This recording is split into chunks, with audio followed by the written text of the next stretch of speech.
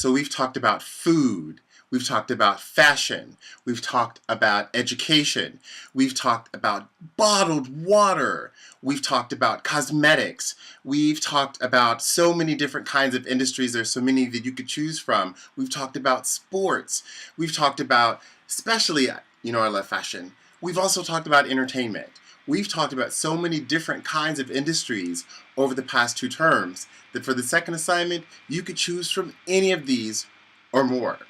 And tell us what the supply chain is like.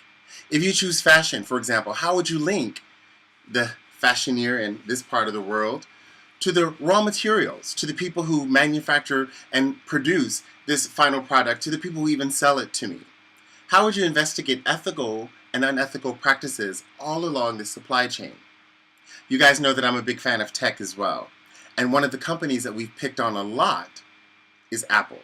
Now, Apple, on its website, they have a wonderful CSR agenda. If you go to it and you scroll down, and you'll see they have environment, they have people, they have the triple bottom line. They've embraced it.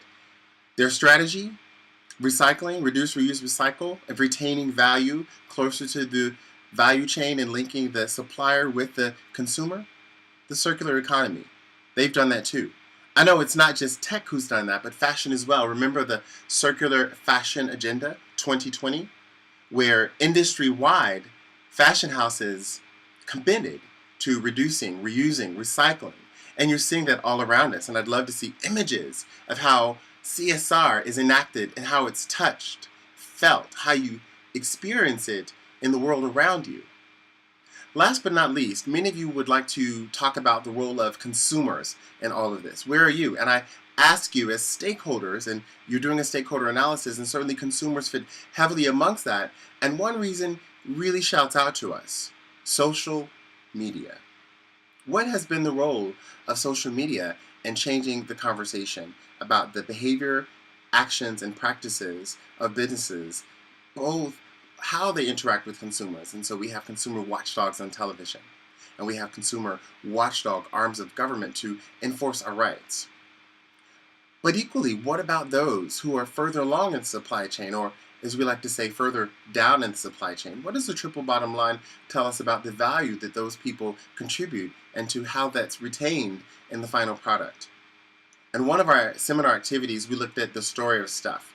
It's a really good resource for thinking about the supply chain, because that's exactly what the story of stuff is about. How does the stuff get from a raw material, for example, this is cotton, a plant growing in the ground, to being spun into yarn, to being manufactured in one part of the world into cloth, to being cut into fabric in another part, mixed with other kinds of fabrics that may come from yet another part of the world.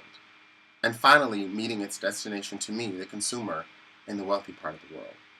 And that's the last part of it. In one of our first seminars, we looked at tobacco and its sale. And it's something that many of you took up in Assignment 1. And again, you're welcome to take up similar topics in Assignment 2 that you did in Assignment 1. The focus is, however, different. At first, we looked on who's creating value.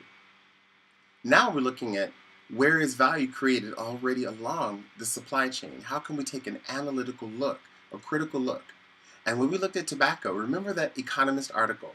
The very first paragraph introduced an irony that was never explored in the article. It said that Philip Morris, one of the major tobacco producers that's housed in my hometown of Louisville, Kentucky, which closed down its factory once Americans started becoming aware of the hazards of smoking, and public awareness campaigns raised people's awareness, and laws restricted smoking in public places. Well, they closed down, but they headed for Asia. They headed for Africa, for emerging markets, whose governments both needed those manufacturing jobs, because remember, they closed down the factory in my hometown, and they shifted those jobs elsewhere, but they also shifted consumers. And one of the ways that they're able to do this, that the article, No Logo, points out about plain packaging, is that company, Philip Morris, in the previous year had earned a revenue of $74 billion, while the government that it was in that case fighting Togo, or was it Benin, one of those two New York strip-shaped countries between Ghana and Nigeria, it had a GDP of 4. They didn't have the resources to fight and battle in court for government laws to restrict the sale of tobacco, not just like it is here in the UK, restricted to age groups, restricted to advertising, restricted to how it's sold and even displayed in stores, and it's enforced. But that government could even enforce that the packaging itself that we in the UK freely enjoy as a restriction, as a warning, particularly to young people. Well, in poor countries, they can't fight the litigation of freedom of speech. And so not only are the companies exporting jobs, but they're also exporting consumers. So all along the supply chain, because we know that tobacco itself is a product that is not necessarily produced or sourced ethically, but the final question is, should tobacco and products like it be sold at all? Thank you. Good luck, and I look forward to reading your assignment.